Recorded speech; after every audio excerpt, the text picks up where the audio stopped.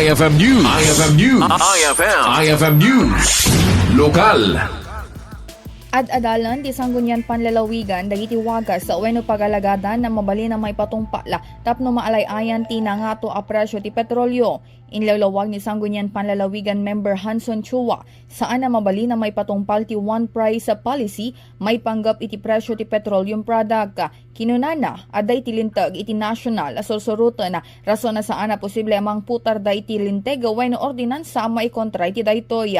Nupay kasain peteng ti bukala manarimaan ti panakaadal dagiti adda nga tapno matulungan dagiti kakailyan anakana am apektaran ti nangato a presyo ti produkto a petrolyo. In panamnaman ni Chua sindadaana iti gobyerno probinsyal at tapno tumulong kadagiti agkasapulan nupay saan na makaana ingam na pialaang nga adda iti pakamaynusan da wenno pakalaganan dagitoy.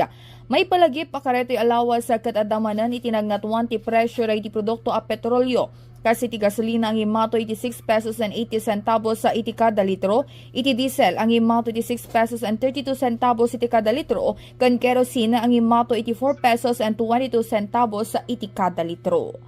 Para iti IFM News, Idol Bernadette Toledo, Tatak, IFM.